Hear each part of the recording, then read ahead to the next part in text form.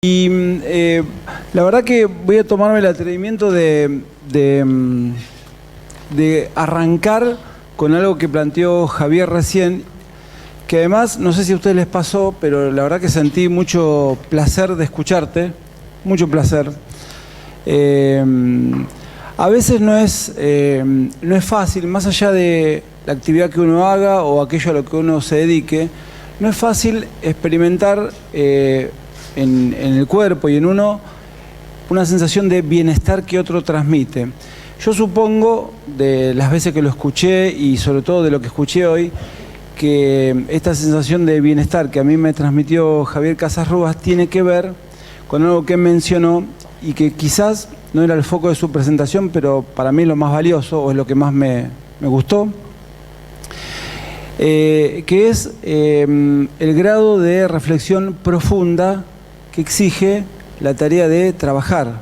En este caso, en una posición de relevancia, como es ser el número 1 de PwC en Argentina, pero que tiene que ver y le cabe esta reflexión a cualquier tipo de trabajo que nosotros hagamos. En este punto, cuando yo pensé y le comenté a Javier que la idea era compartir los resultados de un programa de investigación que hacemos con directivos de pymes, ustedes que son alumnos de comercialización y de dirección general, nosotros, a medida que vamos conversando con los directores de las pequeñas y medianas empresas, nos encontramos con algunas cuestiones parecidas a las que planteó Javier. Y sobre el final yo quisiera retomar la pregunta del control, porque para mí, no recuerdo cuál es tu nombre, Claudio, para mí lo que planteó Claudio me parece que es el asunto más importante para cualquier organización hoy, sea productiva en el ámbito y en el rubro en que lo sé. Sobre el final quisiera que, si me lo olvido, que me hagas recordar el tema del control, que tiene que ver no con un asunto de dirección ni con un asunto de gestión organizacional, sino que tiene que ver con un asunto de vida, y con eso quisiera cerrar. Brevemente, para los que no me conocen, quiero que todos sepan desde dónde hablo y desde qué lugar digo las cosas que digo. Primero, me gusta siempre aclarar qué es lo que no soy. No soy ni contador, ni licenciado en administración, ni ingeniero, ni abogado, ni financista, ni mucho menos licenciado en administración. Todo eso es lo que no soy en formación. Estudié educación, sociología en algún momento de mi vida. Sentí que había un divorcio muy fuerte entre lo que hice toda mi vida, que fue gestionar organizaciones escolares, y el mundo de la empresa. Y allí me metí a hacer un MBA en recursos humanos. Y finalmente volví a mi gran amor, que es la educación, y concluí mi doctorado en educación. Desde ese lugar, les diría que hoy en día el 80% de mi trabajo, el 75% de mi tiempo lo dedico a dirigir una organización escolar importante, que tiene 500 empleados, 3.000 alumnos y que atiende a la ancianidad. Además tenemos 60 ancianos en hogares. Un 15% lo dedico a un pequeño hobby que tengo, que es una pequeñísima consultora en recursos humanos. Algunos lo llaman actividad boutique, no sé por qué, pero me gustó la palabra, chiquitito, pequeño. Tenemos poquito trabajo y lo hacemos cuando nos gusta, no es lo que me da de comer. Y el resto lo dedico a la tarea de docencia e investigación aquí en la facultad y en la Facultad de Ciencias Económicas de la Universidad de Buenos Aires. ¿Por qué aclaro lo que soy y lo que no soy? Porque yo desde un tiempo a esta parte me reconozco, y en los laburos que hacemos, reconozco que hemos adquirido mucha experiencia en organizaciones y mucha experiencia en gestión en organizaciones. Yo a mis 48 años de edad pienso bastante diferente de lo que pensaba, no solamente a los 30 o a los 25, sino lo que pensaba hace 3 o 4 años atrás. Entonces, ¿por qué oponer en el título de una presentación las palabras comunidad y organización? Porque de hecho la presentación la nombré comunidad y organización, ¿dónde está la gente? Porque primero me gusta que estos dos términos, el término comunidad y el término organización, polemicen entre sí, porque hoy en día generan una tensión fuerte en cualquier ámbito de nuestra vida laboral o de nuestra vida laboral en una organización. ¿Por qué pensar la organización? Bueno, pensar la organización, pensar cualquier organización es pensarnos nosotros. Cuando uno piensa en el propio ámbito donde trabaja, se piensa a uno mismo. Y para esto no hace falta ser psicoanalista, psicólogo, ni nada raro. Es suficiente con ser un ser humano reflexivo y luego vendrá la tarea técnica o el métier técnico. Pero en esencia, pensar la organización es pensarnos a nosotros. Por eso quizás toda la corriente funcionalista, toda la corriente del comportamiento organizacional, que es de base anglosajona, lo que nos dice, sin decirlo, es, mire, si piensa en una empresa, si piensa en una organización del tipo que sea, imagínela viviendo como vive una persona. Entonces, en este punto, ¿qué es lo que se tensiona? ¿Cuál es el boca river que se genera entre estos dos términos, el de comunidad y organización? En principio, me gustaría señalar una cuestión que no parece obvia en estos tiempos, y la noté de esta manera. Si uno admite, no por dogmático, pero si uno acepta que pensar la organización es pensarse uno mismo, entonces uno tiene que abrevar en un hecho que es casi indiscutible, y que es que nada en la existencia de un ser humano ocurre en soledad. Ni siquiera, me anotaba dos ejemplos, alguno que pueden haber leído y otro no, vamos por el que quizás no hayamos leído todos. Robinson Crusoe, esa novela pero tan formidable de Daniel Defoe, jugaba con la idea de un solitario, y sin embargo estaba allí Viernes, que era un aborigen con el cual se encontraba.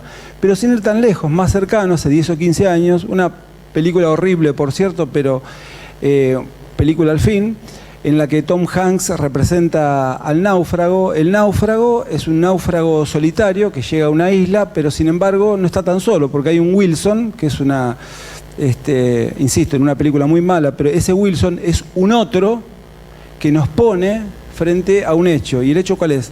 Nunca estamos solos.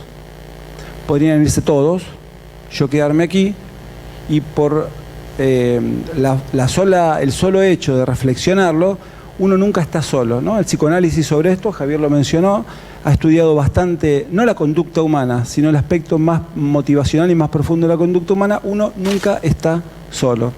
Y en ese sentido,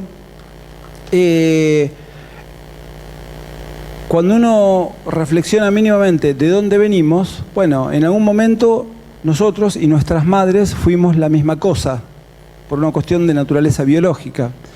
Y ese proceso de construirnos diferentes es justamente un proceso que lleva su tiempo. ¿Recuerdan ustedes, si son papás o si no, quizás lo hayan leído, pero no hay, está bastante demostrado, y es lindo leerlo inclusive con casuística, que allí por el 8º mes en la vida de un niño se produce lo que se denomina la angustia del 8º mes, que cuando empieza a llorar fuerte el bebé, y el bebé, las mujeres asienten con la cabeza, y ese bebé llora no porque le duele la panza, sino porque la angustia del 8º mes, como decía el doctor René Spitz, es un primer episodio en donde ese bebé empieza a dejar de ser él y su mamá.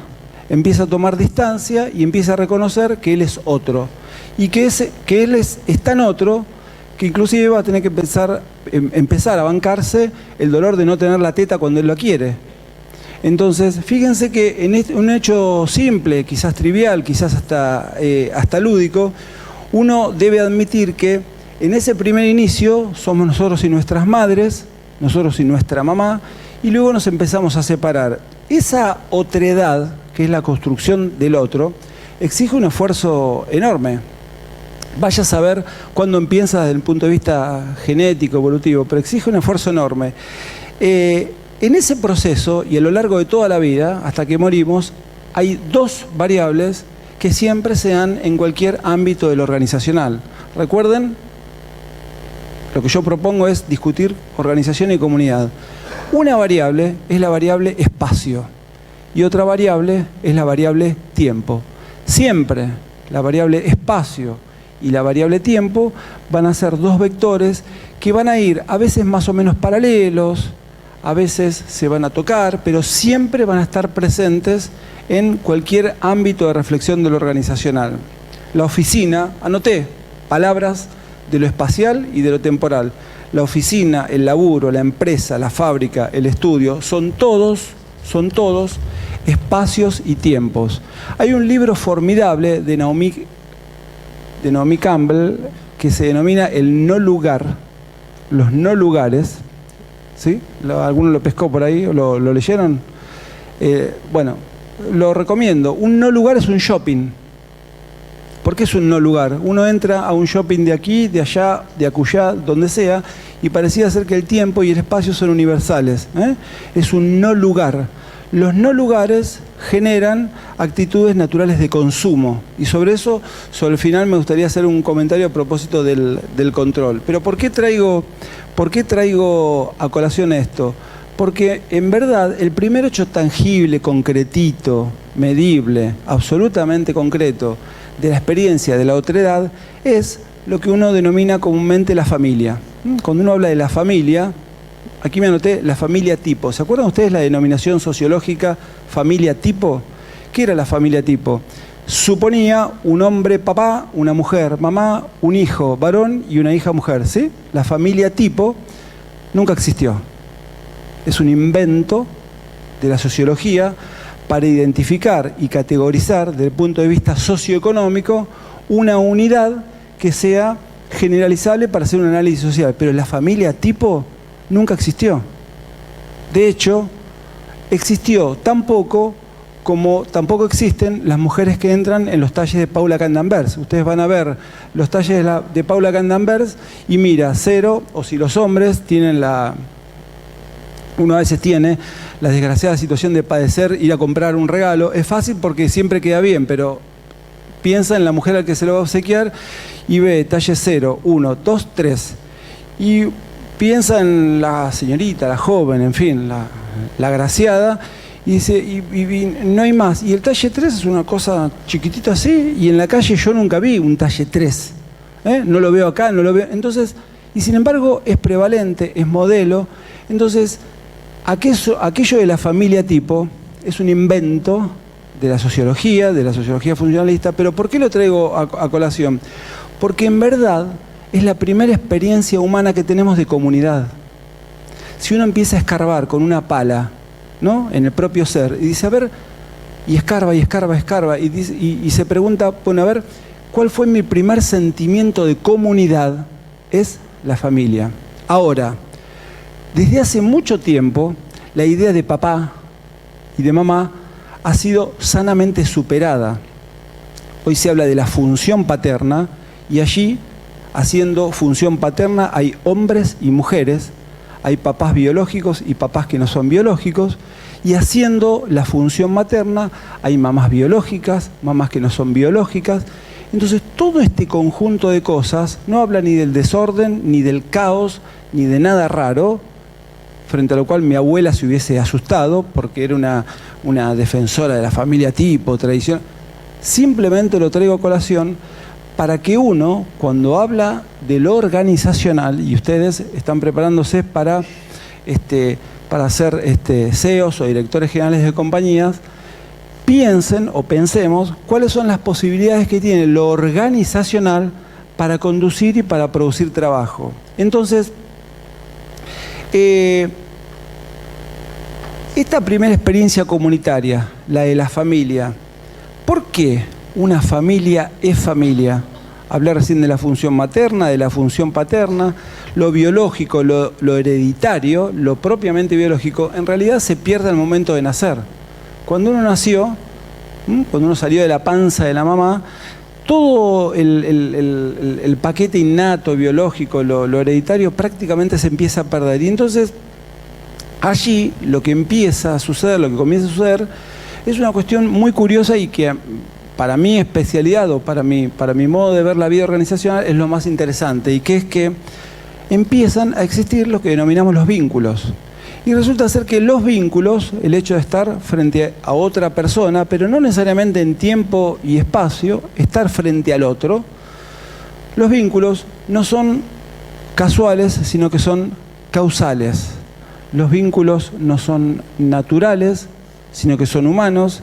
Y sobre todo, los vínculos no son reales. Es real esta silla, yo la golpeo y es real. Es real este micrófono, tiene un peso, si lo suelto se rompe, pero los vínculos no tienen nada de realidad, son absolutamente simbólicos. De hecho, la sola presencia de Javier Casasrúa, una suerte de celebrity, una persona de relevancia, de trascendencia, genera una impronta y un nivel de escucha que probablemente no es la misma que genere yo. ¿Cuál es la diferencia entre lo real y lo simbólico?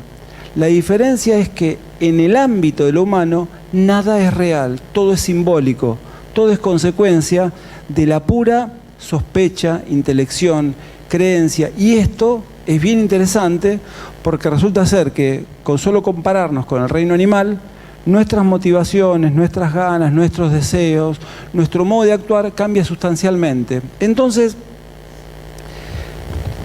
volviendo al concepto de familia, ¿cuándo hay familia? Bueno, desde ya que no hay familia cuando hay un papá biológico, hay familia cuando algún grupo humano en donde hay función materna y función paterna, existe algo muy simple, y Javier lo mencionó también, y muy fuerte y muy potente, que es el amor. Uno podría pensar o preguntarse, pero wow, la verdad, en el ámbito de una facultad de ciencias económicas, pensando en el trabajo de alta dirección, ¿qué tiene que ver el amor con esta cuestión? Bueno, voy a proponerles que tiene que ver mucho. Por la siguiente cuestión: no hay hasta ahora experiencia social identificada, no hay experiencia social que no reconozca que la base de una comunidad es una experiencia afectuosa, es una experiencia de amor. Esa primera experiencia, que es la familia, se nutre esencialmente de relaciones de amor. Cuando una mamá le da la teta a su hijo, no le da solamente una cantidad de químicos y una cantidad de alimento que podría ser analizado en un laboratorio. Sí, es verdad. La experiencia de que un bebé toque el pezón de la madre, que la mamá lo bese, que lo franelee, frases de las mamás, me lo como todo, son frases, hechos, sí reales, porque el contacto físico es un hecho real, que son la base de la construcción de ese vínculo amoroso. Por eso, cuando un niño tiene que bancarse la no teta, esa experiencia genera angustia. Y la angustia es falta. Y esa falta genera un agujero, y ese agujero hay que llenarlo. En general, la manera más moderna de llenar los agujeros es con experiencias de control. Y es verdad, y tu señalamiento fue muy inteligente y muy oportuno, no hay material, no hay bibliografía, no hay documentación, no hay experiencias que no recomienden el control. De hecho, en las organizaciones, yo tengo una hermana que es controller en GE Capital en México, es controller. Y cuando le pregunto qué haces, socarrona, irónicamente, me contesta, bueno, es lo que vos combatís, el control, controlo. Es especialista en finanzas, control. Entonces, ahora vamos a volver sobre eso y en este sentido. ¿Voy bien? No me quedan más de 10 minutos, ¿eh? Estoy controlando mi tiempo. Entonces, fíjense las definiciones que aparecen de comunidad, ¿no? Cualidad de común, conjunto de las personas de un pueblo, región o nación, Real Academia. Conjunto de Naciones Unidas por acuerdos políticos y económicos, conjunto de personas vinculadas por características o intereses comunes, comunidad autónoma, junta o congregación de personas que viven unidas bajo ciertas constituciones y reglas como los conventos, colegios, etcétera, etcétera, etcétera. Es decir, toda vez que hay algo en común, pero no porque está en el medio, sino porque es algo que se comparte, eso es un indicador, es una suerte de muestra de que hay un principio de una construcción, de un espacio, de un algo comunitario. Entonces, la primera cosa, entre comillas cosa, el primer desafío de quien dirige lo que dirija, una familia o una compañía global, es justamente uno de los primeros desafíos de un líder, de un directivo, es crear comunidad. La primer competencia general, la primer competencia funcional, la primer función gerencial de quien dirige una compañía es crear comunidad. ¡Wow! Así como, no sé cómo, yo sé cómo, pero digamos, lo pregunto irónicamente, me lo pregunto irónicamente, así como el equipo de administración co-crea la experiencia, bueno, ¿cómo se hace para crear comunidad? ¿Y por qué señalo como primer competencia fundamental la de crear comunidad?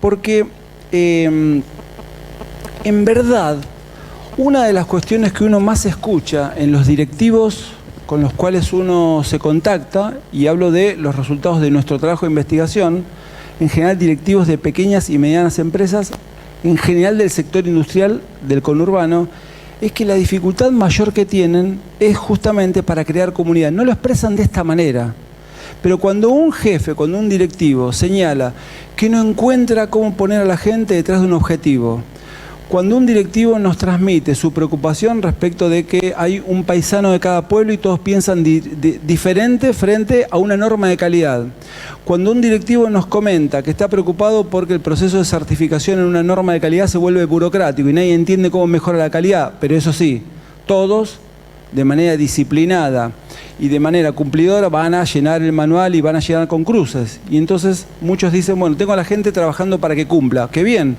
Por cumplimiento, qué bien. No, cuando alguien trabaja por cumplimiento, hace eso, cumplimiento. Entonces, esa preocupación que tienen los directivos, uno reflexivo, debe interpretarla justamente como un déficit para crear comunidad. Y tomando los tres niveles que planteó Javier también, ¿no? El qué, el cómo y el por qué, voy a no responder, pero a compartir muy rápidamente mi porqué. Si nosotros, en el ámbito en el que trabajamos, no logramos crear comunidad, la gente se enferma. Pero no de viruela, de sarampión, de hepatitis, sino que hay una cantidad de cuestiones modernas. El estrés es algo moderno, no tiene más de 30, 40 años diagnosticado. Y tantas otras cuestiones, el acoso laboral, y tantas otras cuestiones que nos hacen enfermarnos en nuestros lugares de trabajo. ¿Qué significa enfermarnos en nuestros lugares de trabajo? No significa que nos da modorra ir a trabajar, no significa que le tenemos bronca al jefe, que puede suceder, no significa que andamos, que también puede suceder, con ira bajo el brazo, significa que cuando nosotros nos enfermamos, nos encontramos trabajando sin saber para qué. Y cuando uno en el trabajo hace algo, o peor, ustedes que van a ser jefes, cuando uno en el trabajo pone a la gente para trabajar sin saber para qué, le quita a la gente justamente el sentido, que también lo mencionó Javier Casasrúa, y mucho mejor que yo. Porque él, en su historia de vida, si tuviera que hacer una síntesis, hizo una deconstrucción. Y finalmente, al momento de dejar su condición de número uno, se encuentra con una vida llena de sentido, ¿no? Llena de sentido. Entonces, cualquier tarea, por más pequeña, nimia o trivial que uno ponga a hacer en su empresa, en su equipo de trabajo, si la gente no puede contar clara, auténtica, legítimamente para qué hace lo que hace, eso que está haciendo, lo está haciendo sin un sentido. Es decir, sin un vector que le marque hacia dónde va.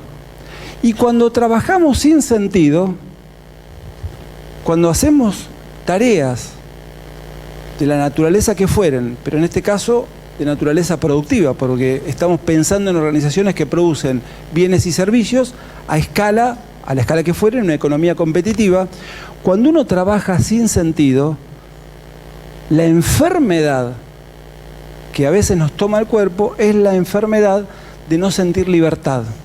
Y la libertad tiene que ver con elegir. Y cuando uno elige, en esencia lo que hace es perder, y perder duele. Entonces el desafío hoy, me parece, es no solamente desde ya trabajar en uno, pero trabajar en uno para que otros puedan bancarse el dolor de perder. ¿A qué me refiero con el dolor de perder? a que uno en el trabajo, Elliot Jaques lo dice muy claramente, dice, trabajar es decidir. Y cuando uno decide, utiliza el libre albedrío. Entonces todo el tiempo estamos eligiendo y todo el tiempo estamos perdiendo.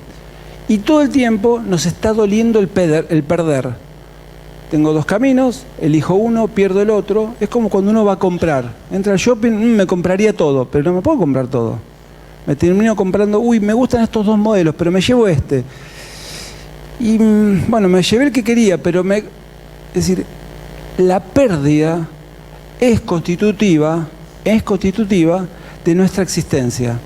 Entonces, la creación de comunidad exige, en primer lugar, reconocer para quien dirige un grupo de personas, un grupo o grupos de personas, en el caso de las organizaciones globales o de las empresas de categoría muy importante, reconocer que la pertenencia a una comunidad ya no es tanto una opción, no es solamente un gusto al estilo Facebook, me gusta, no me gusta, sino que la pertenencia, la integración de una comunidad, Javier separaba y diferenciaba muy bien lo que es integración de inclusión, y me gustó mucho la diferencia.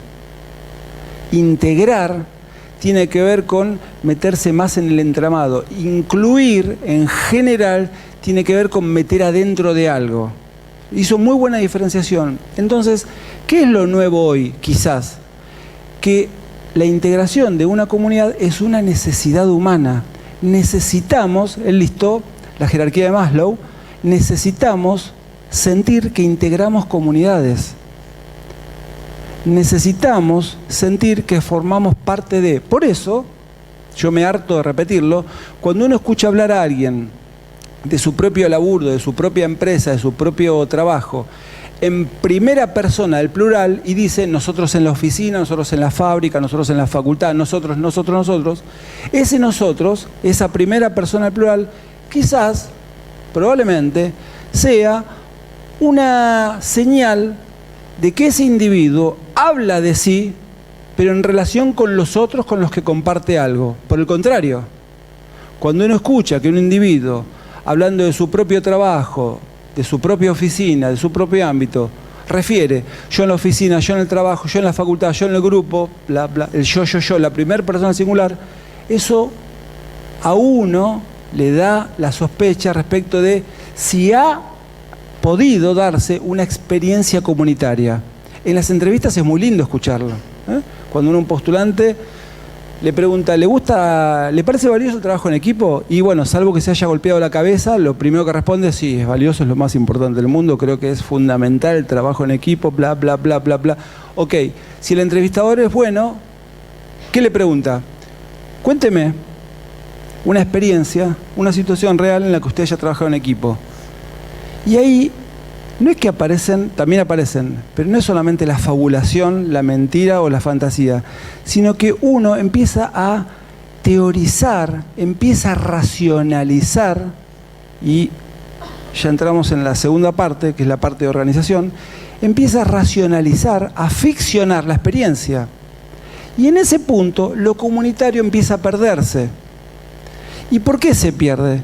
Si no hay experiencia de comunidad, si no hay experiencia de pertenencia, uno no puede llevar al ámbito organizacional el sentimiento de lo comunitario.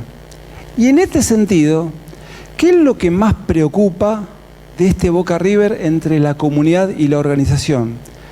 A Mintzberg no le preocuparía nada, porque él diría, mire, tranquilo, dibuje bien su organización, haga un buen organigrama, ponga las relaciones ajustadas, que dependan de usted tantas personas, diseñe bien y la empresa funciona bien. Ok. Y sin embargo, y más en la Argentina, estamos llenos de normativas, de regulaciones, de resoluciones técnicas, de manuales de procedimiento que dibujan organizaciones que en la vida de las personas no existen. Y entonces uno encuentra tantísima cantidad de personas trabajando sin sentido y cumpliendo, es decir, haciendo eso, cumplir, cumplimiento, hacer como si. Entonces, en un punto, la burocratización o la burocracia, en gran medida, tiene que ver con un exceso de formalización, con un exceso de ritualización del trabajo humano. ¿Y sobre qué me gusta a mí llamar la atención? Me lo grafico siempre con dos dibujos muy sencillos. Imagínense por un momento un tipito, cabecita, cuerpo, patitas y manos, ¿no? Cabecita, cuerpo, patitas y manos. Eso es la persona, Juan, Pedro, Carlos, María, etc. Y rodéenlo con líneas punteadas, en general cuadradas o rectangulares, la persona adentro del rol. La persona adentro del rol. Cuando uno observa las descripciones de puesto o cuando uno observa el organigrama de una empresa, nada en el dibujo tiene fallas. En general, los dibujos de los organigramas, los charts, están diseñados de manera muy simétrica. Ahora, cuando uno empieza a dialogar con la gente, ve que al tipito lo rodean no una línea de rol, sino líneas superpuestas de distintas formas. Entonces, un fenómeno actual que también enferma y crea condiciones que inhiben la posibilidad de generar experiencia es el sobredimensionamiento de los roles. Y el problema de sobredimensionar un rol no es solamente del empleado, es del empleado, pero ¿de quién es responsabilidad? ¿De quién lo dirige? Del jefe.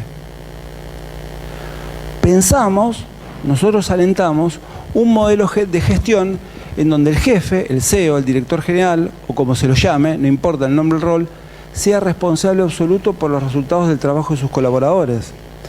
Entonces, ¿cuál es el primer efecto del sobredimensionamiento del rol? Yo lo llamaría el efecto cebolla. ¿Vieron lo que nos pasa en invierno cuando tenemos que ponernos un montón de prendas y sacarnos un montón de prendas? Entonces resulta ser que uno tiene medio confuso, hace frío, calor. ¿Cuál es el equivalente de este efecto cebolla para la organización? La burocratización. Cuando en una organización, cuando en un equipo de trabajo hay excesiva cantidad de roles y excesiva cantidad de niveles, diría mi abuela, muchos caciques y pocos indios, o, robándole un término a los economistas, un punto de equilibrio muy inestable entre la jerarquía y la funcionalidad, algo pasa. El problema de la burocracia no es que haya un despilfarro de sueldos. Eso es un problema. Vieron que ahora se habla, estamos en campaña y lo único que hay es denuncias, despilfarros. Ese no es un problema, ese es un problema tangible. El problema de la burocracia es que genera no solamente una pérdida de sentido a nivel de lo individual, genera una pérdida de sentido a nivel de lo colectivo. Entonces tenemos a un grupo humano no sabiendo hacia dónde marcha, no sabiendo si queremos ser número 1, si queremos ser número 2, si queremos ser monopólicos, si somos buenos en esto o en aquello, por qué competimos. Entonces, ¿qué es una buena organización? Porque la pregunta por la buena organización en gran medida tiene que ver por las respuestas que nos da la buena comunidad. Una comunidad sana no necesariamente es una comunidad uniforme, justamente. Uno de los indicadores de salud de una comunidad es que haya mucha diferencia y que la diferencia sea soportable. Javier también habló de eso. Hoy en día, lo diferente, la alteridad, como se la llama en cultura, lo diferente se está volviendo un valor en buena hora. Y hay una cantidad en nuestro país, hay una cantidad de legislación, de normativa, de prácticas sociales que alientan la diferencia, pero no simplemente para hacer un popurrí de colores, sino para reconocer un hecho que es propiamente humano y que es que todos somos diferentes. Entonces, ¿qué es una buena organización? ¿Pueden los individuos? 4 preguntas que me hago en relación con esta pregunta madre. ¿Pueden las personas que integran una organización ser libres? ¿Es posible que en una jerarquía, es decir, en un sistema jerárquico, en manos de un director general, impere la justicia, la ecuanimidad y la libertad? ¿La autoridad y la jerarquía no se encuentran en el polo opuesto de la libertad y la justicia? ¿No es lo mismo la autoridad que el autoritarismo y la autocracia? Preguntas que simplemente mueven o me mueven a mí a preguntarme por un valor que justamente pelea la idea del control. Hoy en día, en general, uno observa actitudes, intenciones y propuestas de controlar la vida humana por el lado que se les ocurra. Yo cuando vengo a la zona sur, vengo por el Camino Negro y cuando cruzo los tribunales o estoy por ahí, hacia la derecha, hay un formidable predio con no sé qué cantidad de autos de la policía local. No hay candidato político que no pregone que tiene tantas cámaras de filmar, tantos policías. Lo escuchan, ¿no? Lo vemos todos. Y Javier decía recién muy sencillamente, la verdad, mucho no me preocupa si la persona que está sentada está prestando la cara y el gesto laboral y en realidad está... ¿Qué le mira? Le mira los resultados, le mira el área de resultados. Entonces, en este punto, si la organización, es decir, si el nivel formal de mi compañía, de mi grupo de trabajo, no refleja o no expresa valores sustantivos que son propios de esa comunidad, se genera una situación como si. Hacemos como si las cosas funcionaran tal como está dibujado. Entonces, el por qué, que era una de las primeras preguntas que se hacía Javier también, tiene que ver, en esencia, con generar ámbitos más saludables de trabajo. El qué es la organización. Indudablemente, nadie puede creer que hoy en día la producción de bienes y servicios puede hacerse en un estilo de trabajo de onda porque somos amigos o porque nos llevamos bien. Hoy, la producción de bienes y servicios exige una complejidad que no pasa solamente por el volumen de lo que uno produce o por la cantidad de personas que tiene empleada, sino que la complejidad de las necesidades humanas hoy no es la misma que hace 30 o 40 años atrás. Entonces, bien vale la pena pensar fuertemente en lo organizacional y bien vale la pena formular teoría y práctica gerencial que le permita a las personas dirigir a distancia, escribir y documentar. Hoy nada en una empresa, nada en una organización moderna se puede hacer si no hay documentación suficiente. Uno tiene que demostrar, tiene que generar una expectativa de resultado. Y lo último, el por qué, el qué, que es la función gerencial, y el cómo. Bueno, no hay demasiada ciencia al respecto. Me gusta reparar sobre 4 o 5 acciones propias de quien dirige cualquier organización que produzca lo que produzca, porque la tarea de dirigir no tiene que ver con la dirección de sistemas o tareas, tiene que ver con la dirección de personas. Cuando uno dirige, dirige personas. Obviamente que las personas están integradas en el sistema, pero uno cuando dirige, dirige personas. Entonces, primera cuestión, el trabajo en equipo gerencial, esa mesa chica de la que hablaba Javier, fíjense que él no empezó en ese relato de vida que hizo, no empezó con acciones grandilocuentes. Dijo a mi grupo, no recuerdo con qué palabras, pero a mi grupo íntimo de colaboradores, vamos a pensarnos, voy a pensarme y vamos a modificarnos. Y contrató un coach y los reunió y discutió a la mesa chica. Entonces, el equipo gerencial es fundamental. En este sentido, el CEO, el director general, el número 1, en lo primero que tiene que reparar es en sí mismo y en los colaboradores más inmediatos que tiene a su alrededor.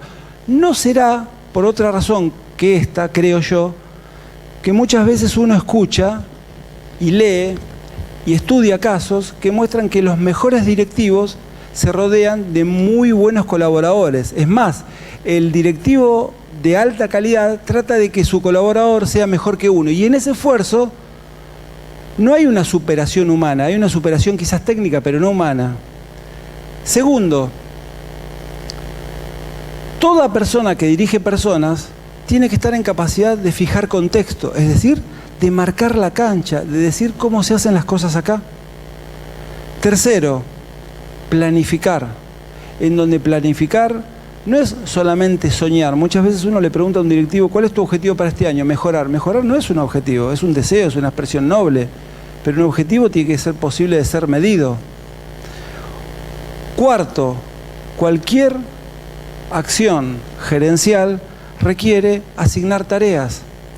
Decirle qué hacer a otra persona no es una tarea sencilla. Requiere del jefe conocer la tarea, requiere del jefe quizás poder hacer la tarea y requiere del jefe conocer la naturaleza de la tarea y la naturaleza de la organización. Pero no puede uno delegar la asignación de tareas en terceras personas. Quinto, uno tiene que saber evaluar el desempeño de sus colaboradores, evaluar la eficacia personal de sus colaboradores, que no implica solamente y cada vez menos evaluar resultados, sino que implica actuar con una actitud preventiva.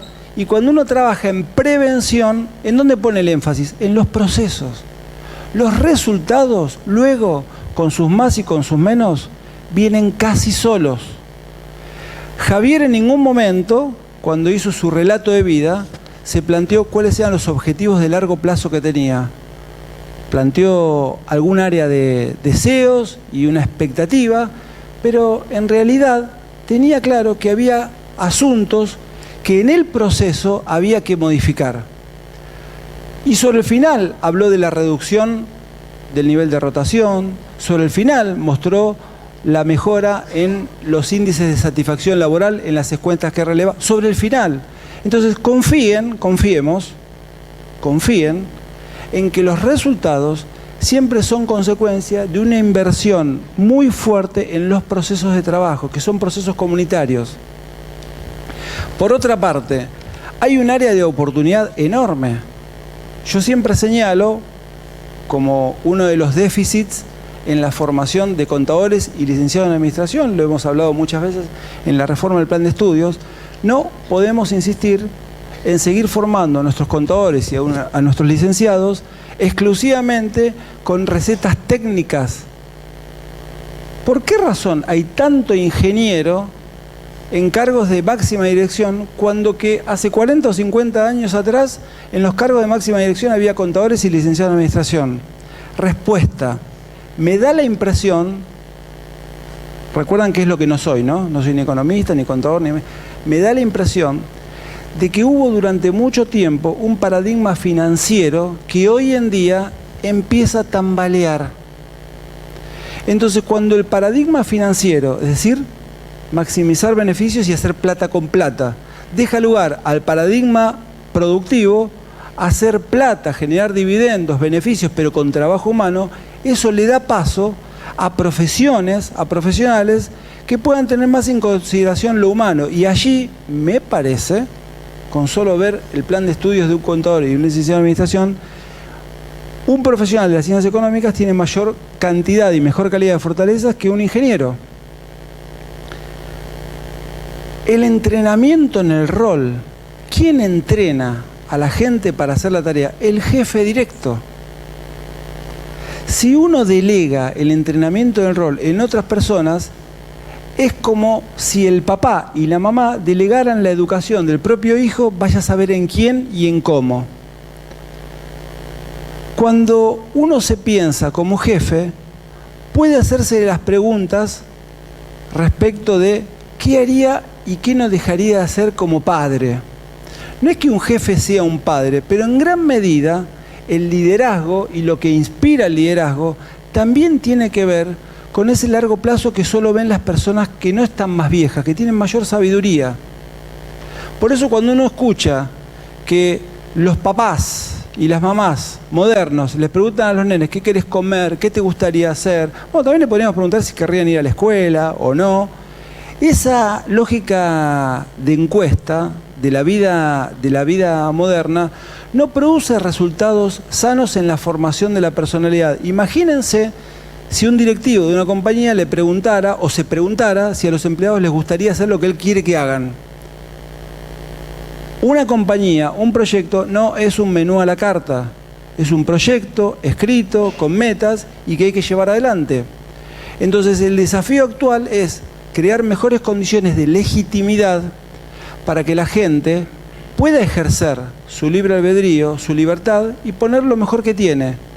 Cuando uno crea condiciones de libertad para que la gente despliegue el talento en su trabajo, no necesita controlar el trabajo, solo necesita, y es la tarea más compleja, todo el tiempo transmitir seguridad.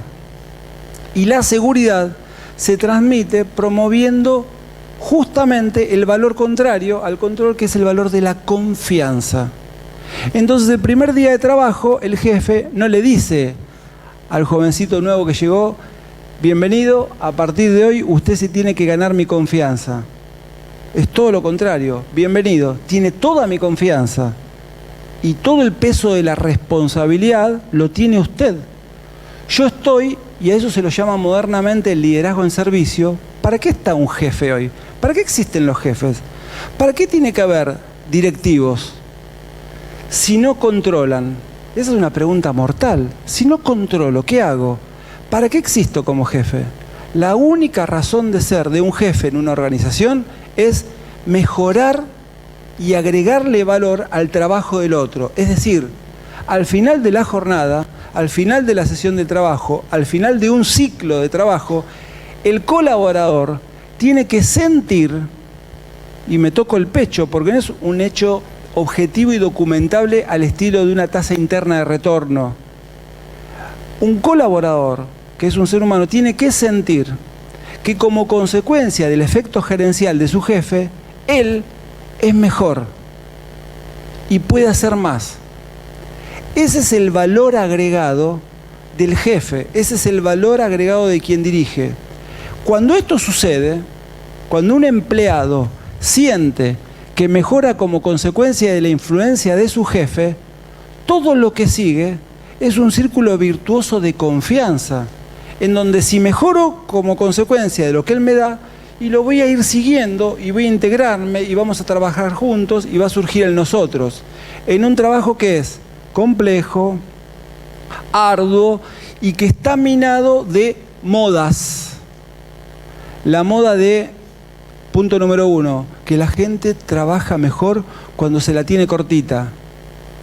¿Cómo se explica hoy que los jóvenes profesionales con muy buenos sueldos se rajen de empleo que no les gusta? Hoy hay jóvenes profesionales de 23, 24, 25 años que cobrando muy buenos sueldos dicen: no me gusta, me cambio de empresa. Y uno, pero a ver, con el salario que tengo, no me gusta. El me gusta o no me gusta del Facebook no es solamente el Facebook. Vieron que ahora Facebook además creó el no me gusta, ¿no? Va a implementar el no me gusta. Está el me gusta, el no me gusta. Esta variabilidad de la conducta humana tiene que ver con un contexto mundial muy general que nos invita a no bancarnos el dolor, a no bancarnos el dolor. El otro día mi madre me decía: ¿vos viste qué cantidad de farmacias que hay? Sí, ¿qué te preocupa? No, nada, pero ¿todas serán del mismo dueño? Es decir, hay una cantidad de acciones sociales que tienden a inhibirnos justamente una experiencia. No estoy señalando de que a la gente haya que hacerla que sufrir, no, lo que estoy diciendo es inevitable que así como nos ocurrió el primer sufrimiento, que queríamos teta y mamá nos no la dio y lloramos, y esa angustia nos permitió decir: ey, resulta ser que la teta es de mamá, y no, mamá no soy yo, y yo soy otro, y tendré que buscar el alimento de otra manera. Y así después hablarán y pedirán y no marranearán. Piensen, sin ir más lejos, en los caprichos de los adultos. Piensen en los empleados caprichosos. No me gusta esto que me dijo mi jefe, pero a ver, es tu jefe. ¿Cómo se combate el capricho? Una alternativa es combatirlo con control. Venga. Pero cuando el capricho se vuelve sistemático en la conducta, hay algo de fondo que tiene que ver con un nivel de no realización. Entonces, es lógico que en una sociedad, en un momento en donde la lógica del me gusta, no me gusta está prevalente en todos lados, es lógico esperar que un empleado diga: no me gusta hacer tal tarea o no me gusta hacer tal otra tarea. En este punto, y con esto ya termino, yo creo, la experiencia que uno recoge cuando dialoga con gente y cuando trabaja con gente, que hoy en día El mejor recurso para crear confianza, que tiene como consecuencia la creación de un sentimiento colectivo que es el de pertenencia, es decir, el sentimiento comunitario, es poner mucho el cuerpo. Cuando un jefe se hace presente, pone el cuerpo en un sentido metafórico, habla, se muestra, explica y da cuenta, y para eso tiene que saber, el cuerpo es contenedor.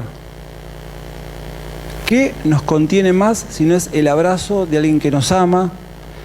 ¿Qué nos contiene más si no es la palabra de aliento de alguien a quien yo quiero? ¿Qué nos contiene más si no es mi jefe que me dice, hey, tranquilo, vamos a trabajar en la mejora, vamos a ver? Ese punto hoy es el más delicado, porque nuestros cuerpos, no me refiero a los cuerpos físicos, me refiero al cuerpo como continente de lo simbólico, nuestros cuerpos muchas veces están siendo reemplazados por lo virtual.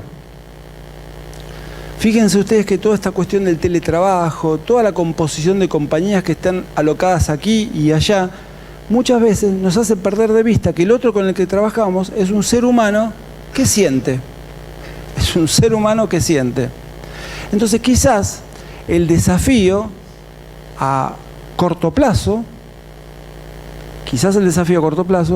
sea reflexionar muy fuertemente en uno, con los colegas que tenga más cercanos, para pensar de qué manera hago sentir al otro más libre para no dejar de dirigirlo y para hacer que la expresión formal, la expresión racional de lo comunitario, que es nuestra organización, comunidad y organización, sea legítima.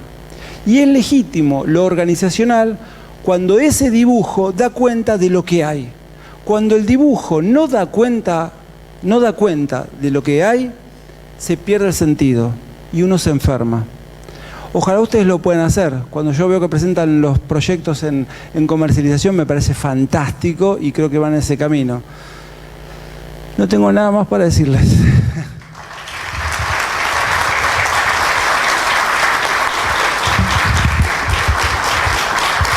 Bueno, muchas gracias a todos y Jorge, seguramente te van a entregar un presente los chicos del Centro de Estudiantes y bueno, mañana sigue el Lomas hasta el sábado. Muchas gracias,